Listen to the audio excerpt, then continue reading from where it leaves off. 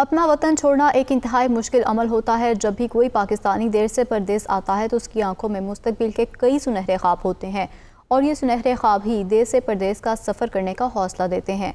राना शहजाद रफाकत भी पंजाब के एक गांव से खाली हाथ इन सुनहरे ख्वाबों की ताबीर के लिए निकले और यूरोप के सबसे खूबसूरत मुल्क स्विट्ज़रलैंड में अपने ख्वाबों की ताबीर के लिए दिन रात मेहनत की है। इसी बारे में मज़ीद तफसीलात देखिए मियां फरूख शम्सी की रिपोर्ट में। अस्सलाम वालेकुम जी। आज दुनिया फोरम में हम एक ऐसी शख्सियत से आपसे मिलाने जा रहे हैं जो शख्सियत आज से 24 साल पहले पाकिस्तान छोड़ के यूरोप में आया। यूरोप में से स्विट्ज़रलैंड, जो कि पाकिस्तान के बल्कि पूरी दुनिया में खूबसूरती के हवाले से और कारोबार के हवाले से, महंगाई के हवाले से भी बहुत ही मशहूर मुल्क है। वहाँ आके उन्होंने एक दास्तान रकम कर दी। कहते हैं कि तरक्की जो है वो मेहनत से मिलती है। तो हमारे साथ जो आज हमारे दोस्त, हमारे जो मेहमान हैं, उनकी मेहनत की एक दास्तान है कि वो जब स्विट्ज़रलैंड में आए तो खाली हाथ थे, लेकिन अब आस्ता आस्ता उनके पास काम बढ़ता गया और अब माशाल्लाह उनके बहुत सारे रेस्टोरेंट हैं। तो आपको मिलाते हैं जनाब हम राना शहजाद रफाकत साहब से। अस्सलाम वालेकुम राना साहब। राना साहब कैसे हैं? अल्हम्दुलिल्लाह जी, अल्लाह का शुक्र। आप सुनाएं? जी अल्हम्दुलिल्लाह। राना साहब, आज आप हमारे साथ दुनिया न्यूज़ फोरम में हैं और आप की जो वजह शोहरत है वो ये है कि आपकी मेहनत और आपकी काबिलियत और रेस्टोरेंट की दुनिया के अंदर आपका नाम। मैं ये जानना चाहूँगा कि आपने ये कहानी कहाँ से आपकी शुरू होती है और कैसे आपने इस मकाम को हासिल किया जिसके लिए बहुत सारे लोग ख्वाब देखते हैं, ख्वाहिश रखते हैं, लेकिन उनको ये मिल नहीं सकती। तो पाकिस्तान से जब आप यहाँ आए स्विट्ज़रलैंड में, वहाँ से ये 4 रेस्टोरेंट की चेन बनाना, सारा सेटअप, ये कैसे कहानी को थोड़े से हमें बताएंगे इस बारे में? बस जी, ये अल्लाह ताला का लाख लाख शुक्र है और ख़ास कर एक उसकी करम नवाजी है मेरे ऊपर के मेहनत की, माँ बाप की दुआएं साथ थी। और स्टार्ट में जब आए तो किसी चीज़ का पता भी नहीं था। फिर हमने ये जो इटालियन लाइन वो हमने पसंद की कि इसमें चलते हैं। तो उधर 3 साल मैंने कुकिंग सीखी, इटालियन कुकिंग। उसके बाद मैंने अपना एक रेस्टोरेंट स्टार्ट किया। उसके बाद फिर एक और, फिर एक और, फिर एक और, फिर ऐसे ही चलता गया। अल्लाह का लाख लाख शुक्र है। तो अभी अल्हम्दुलिल्लाह हम इटालियन स्विस कुकिंग हमारे जो रेस्टोरेंटों में होती है वो है। और अभी लास्ट ईयर हमने एक नया प्रोजेक्ट लिया है जिसके अंदर हमने मैक्सिकानिश स्टार्ट किया है। तो स्टार्ट में तो बड़ा डिफ़िकल्ट था, कोई लैंग्वेज नहीं आती थी, जर्मन लैंग्वेज बड़ी डिफ़िकल्ट है। तो वक्त के साथ साथ फिर ऐसा सीखा, तो उसी को लेकर फिर अभी चल रहे हैं ऐसा। तो जब आप स्विट्ज़रलैंड में आए तो उसमें उस वक्त आपके ज़हन में ये कैसे आया कि आप इटालियन फूड की तरफ जाए? वो नॉर्मली तो हमारे जितने भी दोस्त आते हैं तो वो इंडियन फूड में जाते हैं। जी जी। तो वो एक ना लाइन बन जाती है एक ना कि वो भी गया इंडियन में, वो भी गया इंडियन में, पाकिस्तानी में। तो मैंने सोचा कुछ नया करते हैं, तो इसी वजह से मैंने इसको चूज़ किया ना, इटालियन को। तो पहले आपने खुद सीखा इसका? हाँ जी, मैंने 3 साल कोर्स किया इसका। तो उसके बाद फिर मैंने अपना स्टार्ट किया। तो जब आपने स्टार्ट किया था आपके पास क्या सरमाया कहाँ से वो आया? कितना सरमाया लगा होगा? थोड़ा सा हमारे नाजरीन जानना चाहेंगे, क्योंकि हर बंदे के ज़हन में होता है बिजनेस करना। हाँ। लेकिन हमें जो रुकावट नजर आती है आमतौर वो सरमाया ही होती है। तो उस पर कुछ आप अपना तजर्बे से बताएं हमें। पहले 3 साल थोड़ी सेविंग की, फिर पाकिस्तान से ना अपने वाले साहब ने थोड़ी हेल्प की, तो फिर एक छोटा सा प्रोजेक्ट लिया। उसके बाद फिर ऐसा उससे ही वो छोटे से ही बड़ा हुआ है जो भी हुआ है। अभी तो हमारे अल्हम्दुलिल्लाह बड़े रेस्टोरेंट हैं, 500 सीटिंग के रेस्टोरेंट हैं। तो पहले स्टार्ट हमने छोटे से किया था। तो जो पहला आपने स्टार्ट किया छोटे से, उसके बाद अभी माशाल्लाह बता रहे 500 की सीटिंग कैपेसिटी आपके पास है। तो ये आपका अपना ओन है या आपकी वो पार्टनरशिप की या इसको बैंक से लोन वगैरह कुछ ऐसा किया? नहीं, ये मेरे अपने हैं, ना पार्टनरशिप नहीं है।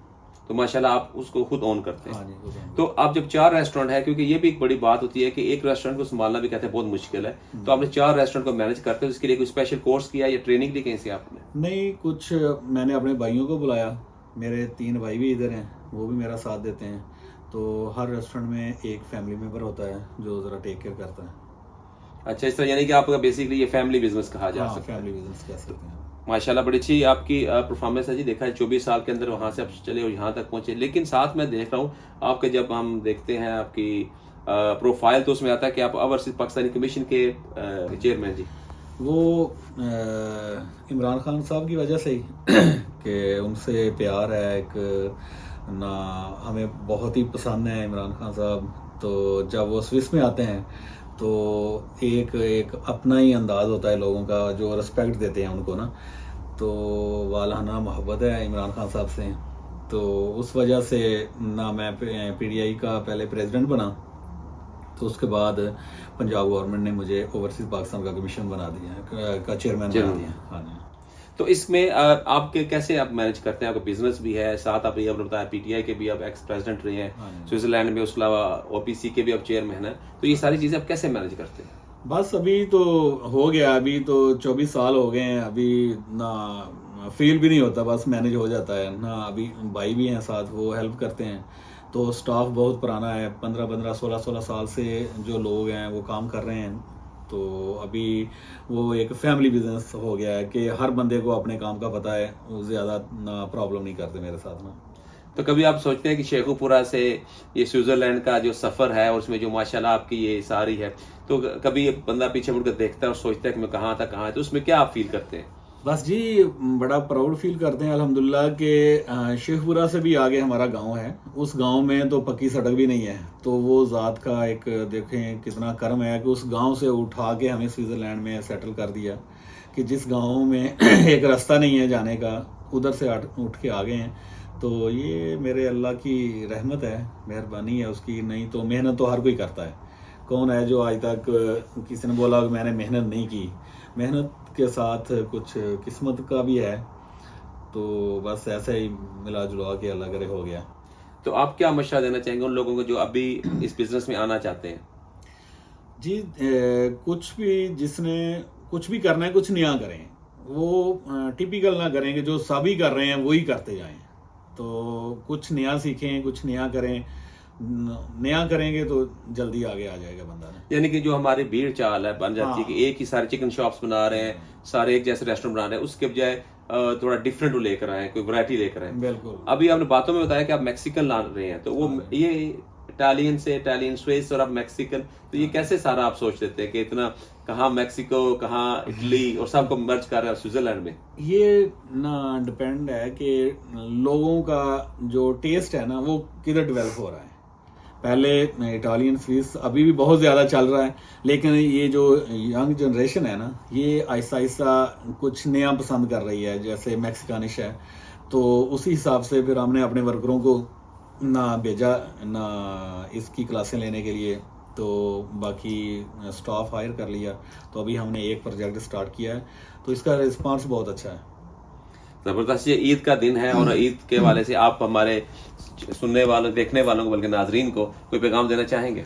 जी सुनने वालों को, दोस्तों को बस यही पैगाम है कि ओवरसीज पाकिस्तानी जो हैं दियारे गैर में आकर बैठे हुए हैं अपने लोगों के लिए, अपनी फैमिलीज़ के लिए।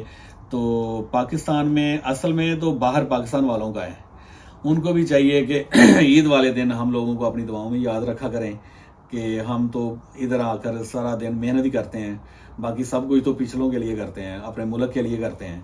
तो सबको मेरी तरफ से बहुत बहुत ईद मुबारक, दुनिया न्यूज़ को मेरी तरफ से ईद मुबारक, जिन्होंने ये प्लेटफॉर्म दिया हमें। तो हम अपना पैगाम अपने दोस्तों तक पहुंचा सकते हैं कि इधर आकर आप क्या कर सकते हैं। तो हमेशा हमारे दरवाजे खुले होते हैं नए लोगों को आने के, जो आते हैं तो उनको बताते हैं कि यार ये कर लो, किसी भी जगह पे अगर हमारी ज़रूरत है तो हम आपके साथ खड़े हैं।